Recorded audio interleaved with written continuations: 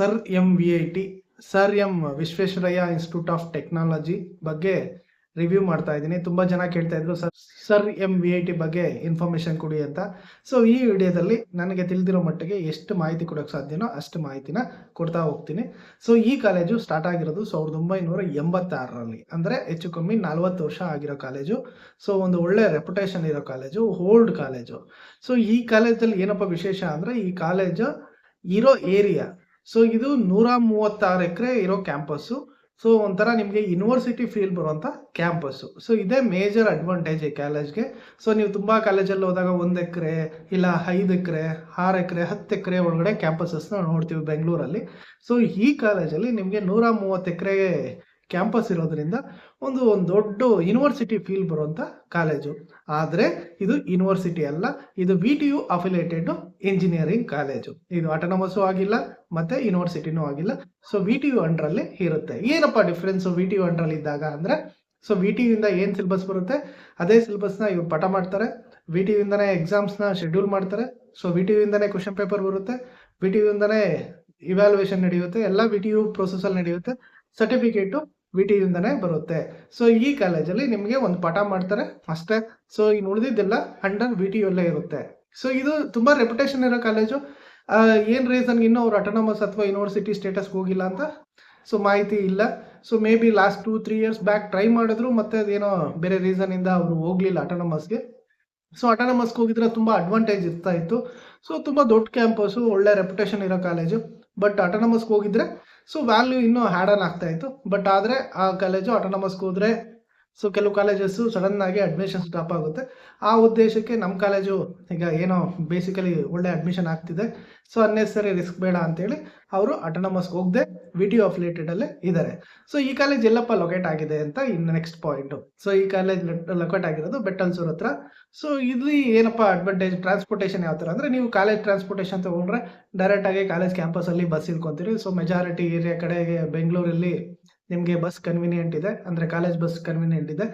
So ನೀವು college ಬಸ್ಸಲ್ಲಿ travel ಮಾಡ್ತೀರಿ ಅಂದರೆ ನಿಮ್ಮ ಕ್ಯಾಂಪಸ್ ಒಳಗಡೆ ಹೋಗ್ತೀರಿ.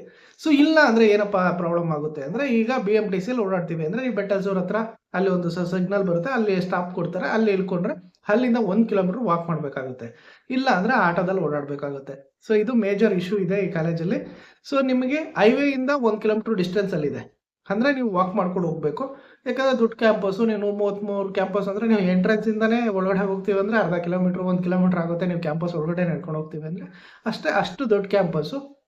ಸೊ ನೀವೇನಾದರೂ ಬೆಂಗಳೂರಲ್ಲೇ ಲೊಕೇಟ್ ಆಗಿದ್ದರೆ ಸೊ ಕಾಲೇಜ್ ಬಸ್ನ ಪ್ರಿಫರ್ ಮಾಡಿಕೊಂಡ್ರೆ ಚೆನ್ನಾಗಿರುತ್ತೆ. ಇಲ್ಲ ನಾನು BMTCಯಲ್ಲಿ ಓಡಾಡ್ತೀನಿ ಅಂದರೆ ಸೊ BMTCಯಲ್ಲಿ ಓಡಿದಾಗ ಈ ಆಪ್ಷನ್ನು ನೀವು ತಲೆಯಲ್ಲಿ ಇಟ್ಕೊಂಡಿರಬೇಕು. ಯಾಕಂದರೆ ಬಸ್ ಸ್ಟ್ಯಾಂಡಿಂದ ನೀವು ಅಂದರೆ ಬೇಗ ನೀವು ಸ್ವಲ್ಪ ಬೇಗ ಬಿಡಬೇಕಾಗುತ್ತೆ ಮನೆ. ಸೊ ನೀವು ಎಕ್ಸಾಕ್ಟ್ ಟೈಮಿಂಗ್ಸಲ್ಲಿ ಹೋಗಿ ಅಲ್ಲಿ ಇಳ್ಕೊಂಡು ಹೋಗೋದಕ್ಕಾಗೋದಿಲ್ಲ. ಸೊ ನೀವು ಸ್ವಲ್ಪ ಬೇಗ ಬಿಟ್ಟರೆ ಅಲ್ಲಿಂದ ವಾಕ್ ಮಾಡಿಕೊಂಡು ಈಸಿಯಾಗಿ ರೀಚ್ ಆಗ್ಬೋದು. ತುಂಬ ಜನ ವಾಕ್ ಮಾಡ್ಕೊಂಡು ಹೋಗ್ತಾರೆ. ಕೆಲವರೆಲ್ಲ ಅಲ್ಲಿಂದ ಆಟೋ ಫೆಸಿಲಿಟಿ ಇದೆ, ಆಟೋಗಳಲ್ಲೂ ಓಡಾಡೋ ಚಾನ್ಸಸ್ಸು ಜಾಸ್ತಿ ಇದೆ. ಸೊ ನಿಮಗೆ ಆಟೋ ಕನ್ವೀನಿಯೆಂಟ್ ಅಂದರೆ ನೀವು ಆಟೋದಲ್ಲಿ ಓಡಾಡ್ಬೋದು. ನೆಕ್ಸ್ಟ್ ಬಂದು ಮೆಟ್ರೋ ಕನೆಕ್ಟಿವಿಟಿ ಇದೆ ಅಂದರೆ, ಸೊ ಈಗ ರೀಸೆಂಟಾಗಿ ಡೆವಲಪ್ ಮಾಡ್ತಿದ್ದಾರೆ ಮೆಟ್ರೋ ರೂಟು. ಸೊ ಹೆಬ್ಬಾಳದಿಂದ ಏರ್ಪೋರ್ಟು ಮೆಟ್ರೋ ರೂಟು ಆ ಹೈವೇಲ್ಲೇ ಹೋಗ್ತಾ ಇದೆ. ಅಲ್ಲಿಂದಲೂ ನಿಮ್ಗೆ 1 ಕಿಲೋಮೀಟ್ರ್ ಆಗುತ್ತೆ. ಬಟ್ ಏನಪ್ಪ ಪ್ರಾಬ್ಲಮ್ ಆಗಿದೆ ಅಂದರೆ, ಸೊ ಅಲ್ಲಿ ಸ್ಟಾಪ್ ಕೊಡ್ತಾ ಇಲ್ಲ. ಸೊ ಬೆಟ್ಟಲ್ಸೂರಲ್ಲಿ ಒಂದು ಸ್ಟೇಷನ್ ಮಾಡಬೇಕು ಅಂತ ಇತ್ತು, but so many reasons metro station ಬರ್ತಾ ಇಲ್ಲ. ಸೊ ಈಗ ಪ್ರಾಬ್ಲಮ್ ಏನಾಗುತ್ತೆ ಅಂದರೆ, ನೀವು ಮೆಟ್ರೋದಲ್ಲಿ ಬಂದರೆ ಬಾಗ್ಲೂರು ಕ್ರಾಸಲ್ಲಿ ನಿಮಗೆ ಸ್ಟಾಪ್ ಕೊಡ್ತಾರೆ. ಸೊ ಬಾಗ್ಲೂರು ಕ್ರಾಸಿಂದ ನೀವು ಮತ್ತೆ ಬಸ್ ಚೇಂಜ್ ಮಾಡ್ಕೊಂಡು ಬರಬೇಕು. So metro in case start ಆದರೆ ಮೇ ಬಿ ನೆಕ್ಸ್ಟ್ ಇಯರಲ್ಲಿ ಮೆಟ್ರೋ ಕನೆಕ್ಟಿವಿಟಿ ಓಪನ್ ಆಗುತ್ತೆ ಅಂತ ಹೇಳ್ತಿದ್ದಾರೆ. ಸೊ ಮೆಟ್ರೋ ಕನೆಕ್ಟಿವಿಟಿ ಆದರೆ ನೀವು ಬಾಗ್ಲೂರು ಕ್ರಾಸಿಂದ BMTCಯಲ್ಲಿ ಬಂದು ಅಲ್ಲಿಂದ ನೀವು ವಾಕ್ ಮಾಡಿಕೊಂಡು ರೀಚ್ ಆಗ್ಬೋದು. ಸೊ ಒಂದು ಡಿಸ್ಟೆನ್ಸಲ್ಲಿ 3 ಕಿಲೋಮೀಟರ್ ಡಿಸ್ಟೆನ್ಸಲ್ಲಿ ನಿಮಗೆ ಮೆಟ್ರೋ ಕನೆಕ್ಟಿವಿಟಿನೂ ಸಿಗುತ್ತೆ. ಸೊ ಇನ್ ಕೇಸ್ ಏನಾದರೂ ಫ್ಯೂಚರಲ್ಲಿ ಅದೇ ಸ್ಟಾಪಲ್ಲಿ ಏನಾದರೂ ಮಾಡಿದ್ರೆ 1 ಕಿಲೋಮೀಟ್ರ್ 1.5 ಕಿಲೋಮೀಟ್ರ್ ಟ್ರಾವೆಲಿಂಗ್ ವಾಕಬಲ್ ಡಿಸ್ಟೆನ್ಸಲ್ಲಿ ಇರುತ್ತೆ. ಸೊ ಈಸಿಯಾಗಿ ನೀವು ವಾಕ್ ಮಾಡ್ಕೊಂಡು ಹೋಗ್ಬೋದು. ಸೊ ಸದ್ಯದ ಪರಿಸ್ಥಿತಿಯಲ್ಲಿ ಮೆಟ್ರೋ ಕನೆಕ್ಟಿವಿಟಿ ಇಲ್ಲ. ಸೊ ನೆಕ್ಸ್ಟ್ ಬಂದಾಗ ಏನಪ್ಪ ಕೋರ್ಸಸ್ನ ಆಫರ್ ಮಾಡ್ತಾರೆ ಅಂದರೆ, ಇವರು ಅಷ್ಟೇ IT ಬ್ರಾಂಚಸ್ ಕಡೆ ಮೋರ್ ಕಾನ್ಸಂಟ್ರೇಟ್ ಮಾಡಿದ್ದಾರೆ.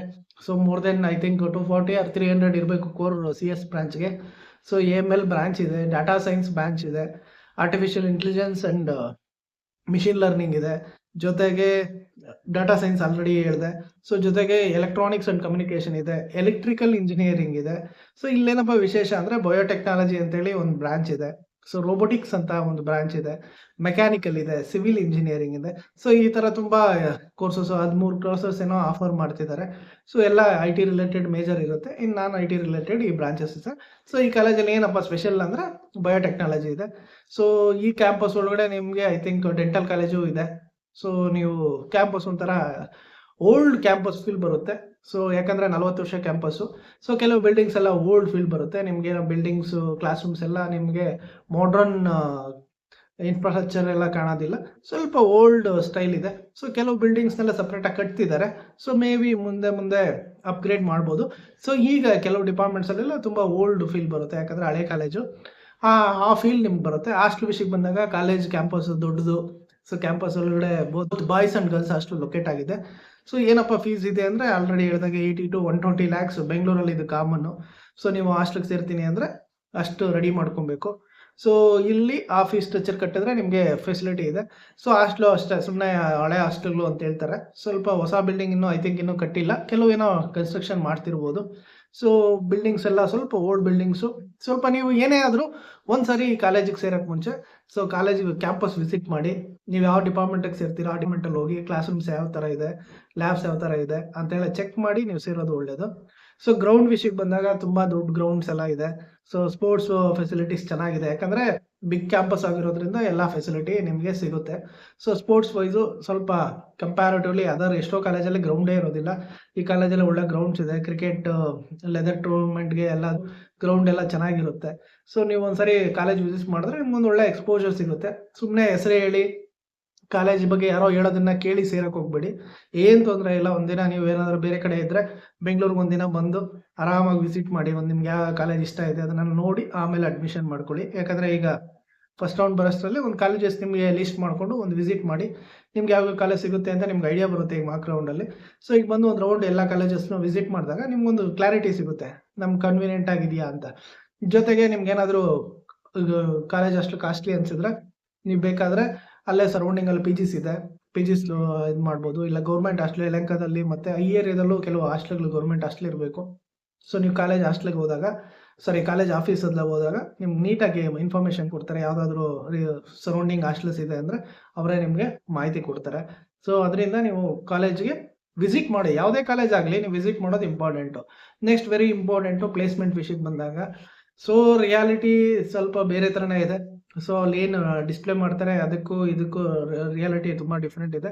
ಸೊ ಲಾಸ್ಟ್ ಇಯರಲ್ಲಿ ಐ ಥಿಂಕ್ 50+ ಇದಾಗಿತ್ತು. ಈ ವರ್ಷ 30 ಲಕ್ಷ ಹೈಯೆಸ್ಟ್ ಪ್ಯಾಕೇಜ್ ಏನೋ ಬಂದಿದೆ, ಅವರು ವೆಬ್ಸೈಟಲ್ಲಿ ಅನೌನ್ಸ್ ಮಾಡ್ಕೊಂಡಂಗೆ. ಸೊ ಆನ್ ಆ್ಯಂಡ್ ಅವರೇಜ್ 5 ರಿಂದ 6 ಲಕ್ಷ ಸಿಗುತ್ತೆ ಅಂತ ಹೇಳ್ತಿದ್ದಾರೆ. ಬಟ್ ಏನಾಗಿದೆ ಅಂದರೆ ತುಂಬ ಜನಕ್ಕೆ ಕೆಲಸ ಸಿಕ್ಕಿಲ್ಲ. ಸೊ ತುಂಬ ಜನ ಸ್ಟೂಡೆಂಟ್ಸು ಮೆಸೇಜ್ ಮಾಡ್ತಿದ್ದಾರೆ, ಸರ್ ನಮ್ಗೆ ಕೆಲಸ ಸಿಗ್ತಾ ಇಲ್ಲ ಅಂತ. ಸೊ ಇದೊಂದೇ ಕಾಲೇಜ್ ಅಂತಲ್ಲ, ಸೊ ತುಂಬ ಕಾಲೇಜಸ್ಗಳಲ್ಲಿ ಇದೇ ಥರ ಆಗ್ತಾ ಇದೆ. IT ರಿಲೇಟೆಡ್ ಬ್ರಾಂಚಸ್ ಸ್ಟೂಡೆಂಟ್ಸ್ಗೆ ಸೊ ಜಾಬ್ಸು ಸಿಗ್ತಾ ಇಲ್ಲ ಈ ವರ್ಷ.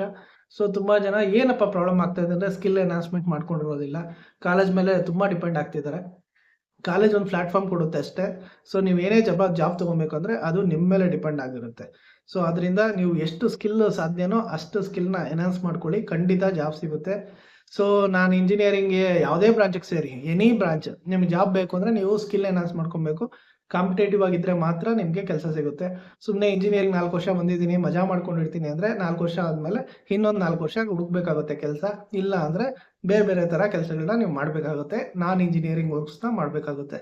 ಸೊ ಅದರಿಂದ ಕಾಲೇಜ್ಗಿಂತ ನಿಮ್ಮ ಸ್ಕಿಲ್ ಮೇಲೆ ಎನ್ಹಾನ್ಸ್ ಮಾಡ್ಕೊಳ್ಳಿ.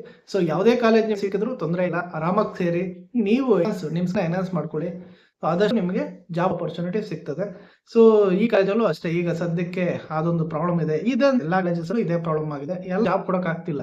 ಯಾಕಂದರೆ ಇವರು ಸ್ವಲ್ಪ ಸ್ಕಿಲ್ ಆಗಿಲ್ಲ, ಸೊ ಅದು ಕೊರತೆ ಇದೆ.